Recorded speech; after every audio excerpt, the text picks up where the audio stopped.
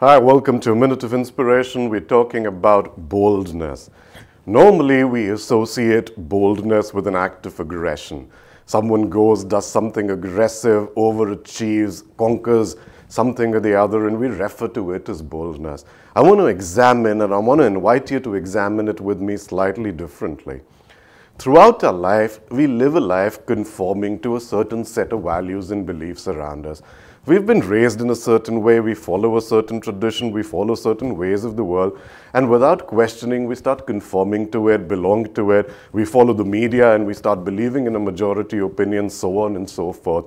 And then there are people that we find instead of conforming, they start rebelling to it. And rebellious is not boldness, rebellious is the same as conformity, just in the opposite direction, that I won't believe it because you say it or because tradition says it, so I want to do the opposite, but it's still conforming to an opposite viewpoint, isn't it? Now, there is conformity, there is rebellion, but what really is boldness? Boldness is not an act which happens out there and so that you get applauded for it. Boldness is an act that happens in there to understand why this conformity is taking place at all.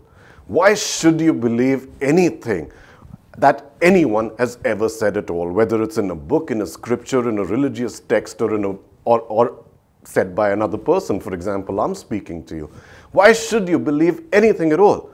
No matter what your opinions are today, no matter what your factual reality is today, if you examine carefully, it's been given to you by somebody else. By a teacher, by a parent, by society, by a book, by a text, by someone else. And you haven't ever really paused, sat back to think as to why am I accepting all that? You haven't really questioned it, which means you haven't really questioned yourself as to where is this person and who and why has the beliefs and values been shaped in the way that it has been. Boldness is to be able to look within, take a back seat, stop and challenge not out there, but challenge in there and understand where your acceptance of so many things is coming from, and it's an ability to be able to separate fact from fiction. Right? There's a lot of fiction that we've been fed in, how to behave, how to dress, how to walk, how to talk, how to behave in a society, how to live a life, what does it mean to be successful, what does it mean to achieve. All that load of crap has been fed in terms of a belief as believed by somebody else.